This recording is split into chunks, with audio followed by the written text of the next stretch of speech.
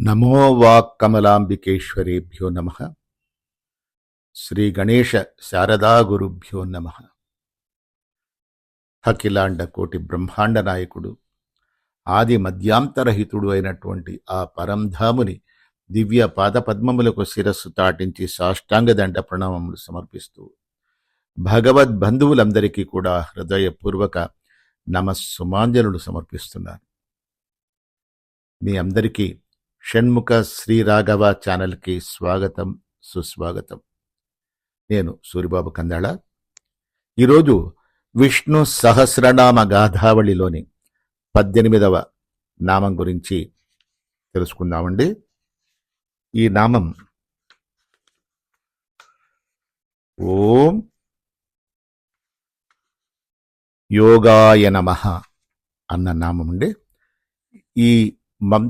ఈ నామం యొక్క కథని మనం తెలుసుకుందాం. ఈ కథా రచయిత శ్రీ విఎస్ కరుణాకరన్ గారు.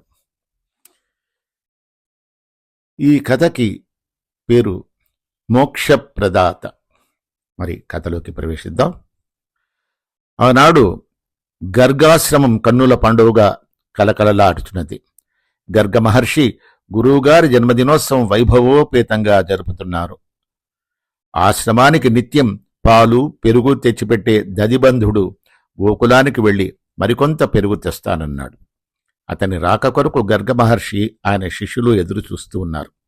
ఆనాడు దదిబంధుడు కొంచెం ఆలస్యంగా వచ్చిన మాట నిజమే, కాని అది ఆశ్రమవాసుల దృష్టిలో ఏండ్లు గడిచినట్లుగా అనిపించింది.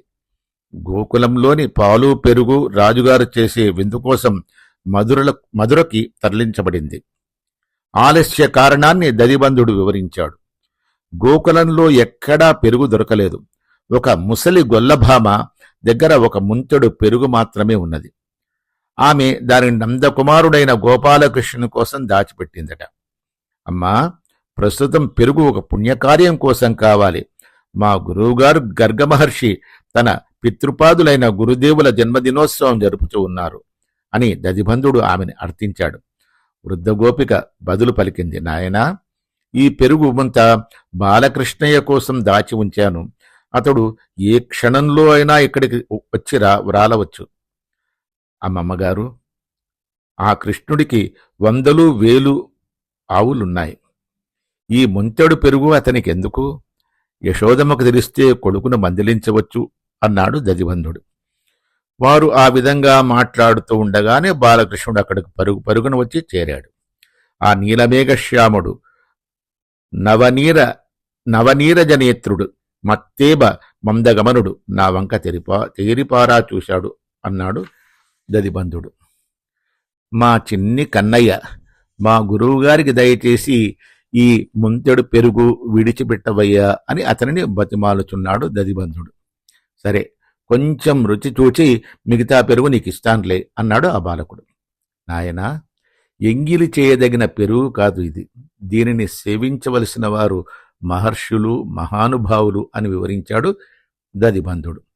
ముందు నేను రుచి చూస్తేగానే ఈ ఇంటి నుండి పెరుగు బయటకు వెళ్లేందుకు వీలు లేదు, లేదా పోవయా పో అని అదలిస్తూ బాలకృష్ణుడు ఆ పెరుగు ముంత పెదవిని చేర్చి ఉఫ్ అన్నాడో లేదో పెరుగంతా అతని పొట్టలో చేరింది. ఉత్త ముంత నా మీదకు గిరవాటు వేశాడు. అప్రయత్నంగా ఆ ముంతను నా 2 చేతులతో పట్టుకున్నాను. నా కన్నులను నేనే నమ్మలేకపోయాను. తక్షణం ఆ ముంత నిండా అద్భుతంగా పెరుగు కనిపించింది. బాలకృష్ణుడు పరిగెత్తుకుంటూ పారిపోయాడు. ఇదిగో ఈ పెరుగు ముంత, ఈ ఎంగిలి పెరుగు మీరు ఆరగిస్తారో లేదో ఇక మీ ఇష్టం అని చెప్పాడు దదిబంధుడు. ఆ మాటలు వింటూ గర్గమహర్షి చకచకా దదిబంధుని సమీపించాడు. ఆహా, మాకు కావలసింది ఆ ఎంగిలి పెరుగే సుమా అని గట్టిగా అరిచాడు. మహర్షులందరూ ఆనంద తన్మయులై తలలూపారు. దదిబంధుడు ఆశ్చర్యపరవశుడై, స్వామి, తమరు మీ బిడ్డల ఎంగిలియైన సహింపరు గదా, ఆ ఎంగిలి ముంతకు ఇంతమంది మహర్షులు ఎగబడడం ఎంతటి వింత అన్నాడు. గర్గమహర్షి, నాయనా దదిబంధ, నీవు ఎంతటి అదృష్టవంతుడవు. ఆ దివ్య బాలకుని చూడగలిగావు. అతడు వరదుడు, ముక్తిప్రదాత. అడిగితే చాలు అతడు నీకు మోక్షం ప్రసాదించగలడు అన్నాడు. నిజంగానేనా? నాకు మోక్షం ప్రసాదించగలడా ఆ అర్భకుడు అని విస్తుపోయాడు దదిమందుడు. ఎందుకు నీకా సందేహం? ఆ బాలకుణ్ణి పట్టుకుని మోక్షం ఇస్తావా అనే వరకు వదిలిపెట్టకు. స్వామి, మోక్షం లభించాలంటే బ్రాహ్మణ జన్మ ఎత్తాలి. బ్రాహ్మణ జన్మ ఎత్తి సన్యాస దీక్ష స్వీకరించాలి. తదుపరి మోక్షమన్నారే. ఈ మధ్య చాలామంది యతీశ్వరులు ఆ మాటలు వట్టి బూటకాలు, దొంగ సన్యాసులు చెప్పే అబద్ధాలంతే. ఆ బాలకృష్ణుని గట్టిగా పట్టుకో, వదిలిపెట్టకుండా పట్టుకో. మోక్షం ఇస్తాను అనేవారుకు వదిలిపెట్టకు. ఆ మాటలు విన్న దదిబంధుడు ఆ సదవకాశం కోసం చూస్తూ ఉన్నాడు. కొంతకాలం గడిచింది. ఒకనాడు గోకులం ఊరి పొలిమేరలో ఉన్న పెద్ద మర్రి చెట్టు కింద విశ్రాంతి కోసం కూర్చున్నాడు దదిబంధుడు. పెద్ద కుండ తల క్రింద పెట్టుకుని కొంచెం నిద్ర పట్టింది. ఇంతలో మావయ్య మావయ్య అంటూ బాలకుని గొంతు వినిపించింది. దదిబంధుడు మేలుకున్నాడు. అతని ముందు బాలకృష్ణుడు వచ్చి నిలబడ్డాడు. మావయ్య, చూడు, మా అమ్మ నన్ను తరుముకొని వస్తోంది. ఆమె కొట్టకుండా నీవే నన్ను కాపాడాలి. ఈ కుండలో దూరి దాక్కుంటానే. మా అమ్మ వస్తే నేను ఇక్కడ లేనని మా అమ్మకు చెప్పు అని అంటూ ఆ బాలకృష్ణుడు ఆ కుండలో దాక్కున్నాడు. దదిబంధుడు కుండపై తన మురికి బట్ట కప్పాడు. ఇంతలో యశోద తరుముకుంటూ అక్కడికి వచ్చి, ఏమయ్యా, మా అబ్బాయి ఇటొచ్చాడా అని అడిగింది. అబ్బే, ఇటు రాలేదే అన్నాడు దదిబంధుడు. యశోద గొణుక్కుంటూ వెనక్కి తిరిగి వెళ్ళిపోయింది. ఇంకో వీధి మలుపుకి బాలకృష్ణుడు మెల్లిగా అడిగాడు, మావయ్య, మా అమ్మ వెళ్ళిపోయిందా? వెళ్ళిపోయింది అంటూ దదిబంధుడు కుండ మూతిని మురికి గుడ్డతో గట్టిగా బిగించాడు. మావయ్య, ఇక బయటకు వచ్చేస్తా. నీ గుడ్డ వదిలి చెయ్యి. ఈ కుండలో ఉండి మురుగు పెరుగు వాసన, నీ మురికి గుడ్డ కంపు నేను భరించలేకుండా ఉన్నాను. అబ్బాయి గారు, నీ పప్పులు నా దగ్గర ఉడకవు. నేను కోరిన వరమిస్తావా? ఇస్తే నిన్ను వదిలిపెడతాను, అంతే. ఇది మా గురుదేవులు గర్గమహర్షి గారు నాకు చెప్పిన పాఠం. మావయ్య, నీకు మతిపోయిందా? నేను చిన్న కుర్రాణ్ణి. నీకు నేను కోరిన వరలు ఇవ్వగలుగుతానా? నాయనా, నాకు మోక్షం కావాలి. నా కోరిక ఈడేరుస్తారని వాగ్దానం చేస్తేనే నిన్ను వదిలిపెట్టేది, అంతే. నీవు గర్గమహర్షి శిష్యుడవా మావయ్య? అవును. మహర్షికి నిత్యం పెరుగిచ్చేది నేనే. ఆనాడు నీవిచ్చిన ఎంగిలిముంతలోని పెరుగు ఋషీశ్వరులందరూ ఆప్యాయంగా సేవించారు. అక్షయ పాత్ర వలె ఆ ముంతలో పెరుగు ఎంతమంది తాగినా తరగలేదు. మావయ్య, నేను మోక్షం ఇవ్వగలనని నీకు నిజంగా నమ్ముతున్నావా? నాకు పరిపూర్ణ విశ్వాసం ఉంది. నీవు మోక్ష ప్రదాతవు. నాకు మోక్షం ఇస్తాను అని తక్షణమే నిన్ను వదిలిపెట్టగలను. సరే, నీకు మోక్షం ఇస్తాను. ఇక నన్ను వదిలేయి. ఆగు బాబు, నాకు ఇంకో వరం కావాలి. ఈ కుండకు కూడా మోక్షం ఇవ్వాలి నీవు. అచేతనమైన కుండకు కూడా మోక్షమా? ఈ కుండ నీకు సేవ చేసి ధరించింది. నీతో నాకు రగడేందుకు? అంతవరకు నిన్ను వదిలేదు. సరే, నీకు ఆ వరం అనుగ్రహించానులే. దదిబంధుడు కుండ మూతిని బిగించిన గుడ్డ సడలించాడు. బాలకృష్ణుడు బయటకు వచ్చి చిరునవ్వులు చెందుస్తూ పారిపోయాడు. దదిబంధుడు ఆశ్రమానికి వచ్చి గర్గమహర్షికి తక్కిన ఋషులకు జరిగిన కథంతా వినిపించాడు. అందరూ చూస్తూ ఉండగానే దదిబంధుడు విమానం అధిష్ఠించి వైకుంఠానికి వెళ్ళిపోయాడు. అతనితో పాటు ఆ కుండ కూడా విమానం ఎక్కి వైకుంఠానికి వెళ్ళిపోయింది. అయితే అచేతన వస్తువైన కుండకు మోక్షం ఎలా సంక్రమించింది? కుండ నిర్వహించిన భక్తియోగం ఏమిటి? ప్రపత్తి ఏమిటి? కుండ కొరకు దదిబంధుడు చేశాడు కదా భక్తియోగ ప్రపత్తి. అయితే యోగీశ్వరులు యుగ యుగాంతరాలలో సాధించలేని మోక్షం దదిబంధుడు అంత సులువుగా ఎలా సాధించగలిగాడు? ఆశ్రమవాసులైన ఋషుల మనోభావాలు గుర్తించాడు గర్గమహర్షి. ఆయన వారితో అన్నాడు, ఋషివరేణ్యులారా, తన్ను నమ్మిన వారి కోసం శ్రీకృష్ణ భగవానుడు భక్తి ప్రపత్తి యోగ మార్గాలలో నిమిత్తం లేకుండా మోక్షం ప్రసాదిస్తాడు. మీకు తెలియదా? అందుచేతనే అతనికి యోగ నామాంతరం ఏర్పడింది. యోగులు అందరూ ముక్తకంఠంతో ఓం యోగాయ నమః అని జపించారు. ప్రియ భగవద్బంధువులారా, అందుచేతనే భగవానునకు సహస్ర నామాలలో యోగ పర్యాయం ఏర్పడింది. అతనిని శరణన్న వారిని ఉద్ధరించి మోక్షం ప్రసాదించగలడు. అతడు మోక్ష విమానం.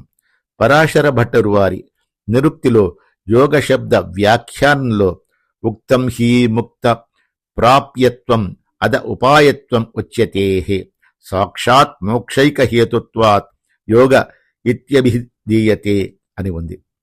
పిళ్ళై పెరుమాళ్ అయ్యంగార్ అనే తమిళ కవి ఈ కథను యోగ శబ్ద ఉత్పత్త్యర్థంగా వివరించారు.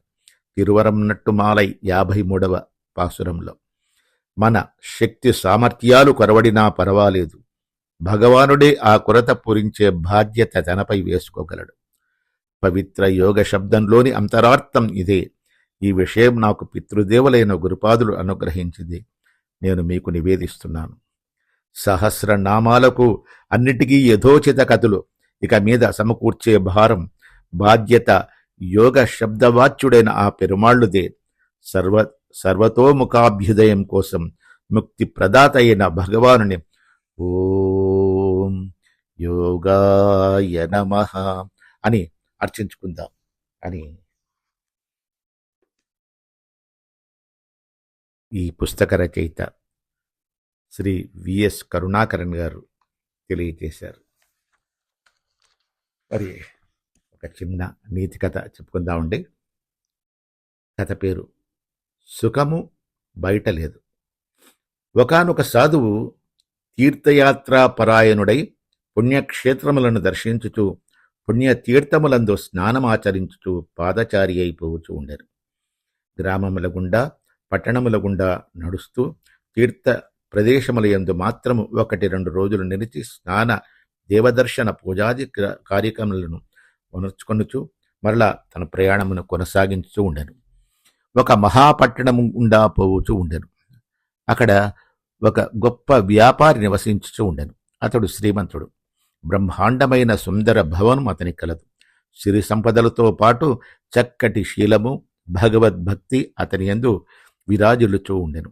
అతడు సాధు సత్పురుషుల ఎడల ఎంతయో వినయ విధేయతలు కలిగి వారిని ఆదరించుచు వారికి భిక్షాధికములను సమకూర్చుతూ ఉండెను. ఇట్లుండగా ఒకనాడు ఆ ధనికునకు పైన తెలిపిన యాత్రికుడైన సాధువు పట్టణమునకు కనిపించెను. సాధువు యొక్క ముఖ వర్చస్సు, బ్రహ్మ తేజము అతనికి ఎంతయో ఆకర్షించను. వెంటనే ధనికుడు ఆ సాధు మహాత్మునకు సాష్టాంగ దండ ప్రణామమును ఆచరించి తన ఇంటికి భిక్షకై ఆహ్వానించి తీసుకుని వెళ్ళాను. తపస్సంపన్నుడగు ఆ సాధువు తన గృహమున కేతించుటచే శ్రీమంతుని ఆనందమునకు మెరయే లేకుండాను. ఆ మహానీయుని సాక్షాత్ శ్రీమన్నారాయణమూర్తిగానే భావించి వారి పాదరజముచే తన గృహము పావనమైనదని అతడు తలంచెను. అట్టి పరమ పవిత్రుని రాక మహా అదృష్టకరమైనదని ఎంచి ధనికుడు ఆ రోజు గొప్ప విందు చేశాను. రుచికరములకు పలహారములను వండించను. మధుర సభరితములకు పానీయములను ఏర్పాటు చేశాను. మహాస్వాదిష్టముకు పాయసమును వండించాను. భిక్షా సమయమున సాధు మహాత్ముడు ధనికుడు ఇరువురును పక్కపక్కనే భోజనమును కూర్చుండిరి.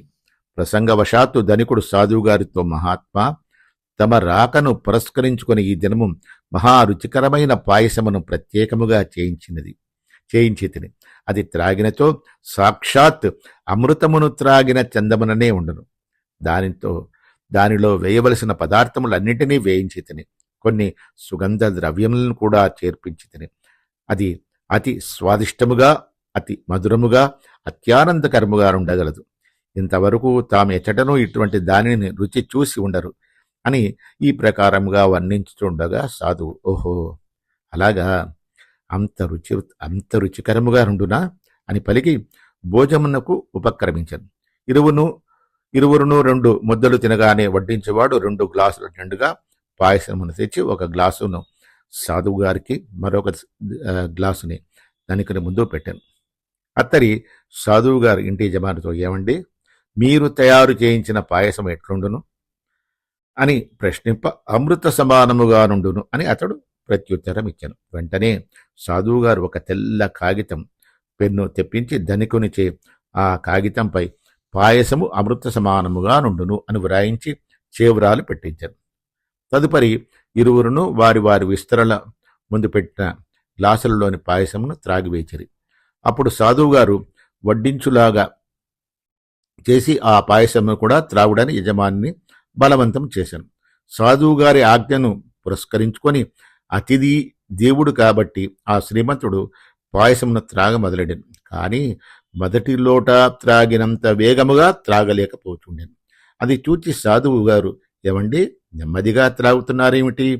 పాయసం ఎట్లున్నది అని ప్రశ్నింప, ఇంటి యజమాని పాయసపు రుచి కొంచెము తగ్గినది అని ప్రత్యుత్తరం ఇచ్చాను. తోడనే సాధువు గారు ఆ వాక్యమును కాగితంపై వ్రాయించి చేవ్రాలు పెట్టించారు. ఆ పిదప సాధువు గారు వంటవానితో చెప్పి ఆ ఖాళీ గ్లాసు నిండా మూడవసారి పాయసమును పోయించి దానిని కూడా త్రాగులాగున యజమానిని ప్రోత్సహించాను. ధనికుడు మూడవసారి ఆ పాయసం త్రాగబోగా అది నోటిలోనికి ఎక్కకుండాను. అప్పుడు సాధువుగారు, ఏవండి పాయసం ఎట్లున్నది అని ప్రశ్నింప, విషము వలె తోచుతున్నది అని సమాధానం చెప్పాను. ఆ వాక్యమును సాధువుగారు కాగితంపై వ్రాయించి చేవరాలు పెట్టించాను. భోజన అనంతరం సాధువుగారు ఇంటి యజమానితో ఇష్టాగోష్ఠిగా ప్రసంగించు, యజమాని గారు, పాయసము అమృతముతో సమానమని భోజనమునకు ముందుగా పలికితిరి కదా, 3 లోటాలు పాయసం త్రాగగానే పాయసము విషమని చెప్పితిరేమి? నిజముగా పాయసము అమృతతుల్యమైనచో ఎల్ల కాలములందునూ అట్లే ఉండవలను గదా, అట్లు ఉండలేదా? కాబట్టి అర్థం చేసుకోండి, సుఖము బాహ్య వస్తువులలో లేదు, మానవుని భావనయే వస్తువులలో సుఖమును కల్పించుకొనుచున్నది. వాస్తవ సుఖము ఆత్మయందే కలదు.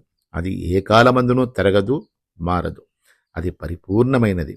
కావున అట్టి అభ్యంతర ఆత్మ సుఖము కొరకే మానవుడు ప్రయత్నించవలను గాని చంచల బాహ్య విషయ సుఖముల కొరకు కాదు అని చక్కగా బోధించారు. ఈ నీతి ఏంటంటే, సుఖము బయట వస్తువుల్లో ఏమీ లేదు, ఆత్మయందే కలదు. జీవుడు బాహ్య వస్తువుల ఎడల విరాగము కలిగి ఆత్మ సాక్షాత్కారమునకై యత్నించి ఆత్మయందే స్థితి కలిగి జీవితమును పరమానందమయముగా పునర్చుకొనవలెను అని ఒక చిన్న కథతో పరమ పూజ్యులు శ్రీ విద్యాప్రకాశానంద స్వామి వారు మనకు తెలియజేశారు. మరి ఉంటారండి. జై శ్రీమన్నారాయణ, జై శ్రీమన్నారాయణ, జై శ్రీమన్నారాయణ, జయ జయ జయ. జై శ్రీమన్నారాయణ, జై శ్రీమన్నారాయణ, జై శ్రీమన్నారాయణ, జయ జయ జయ. జై శ్రీమన్నారాయణ.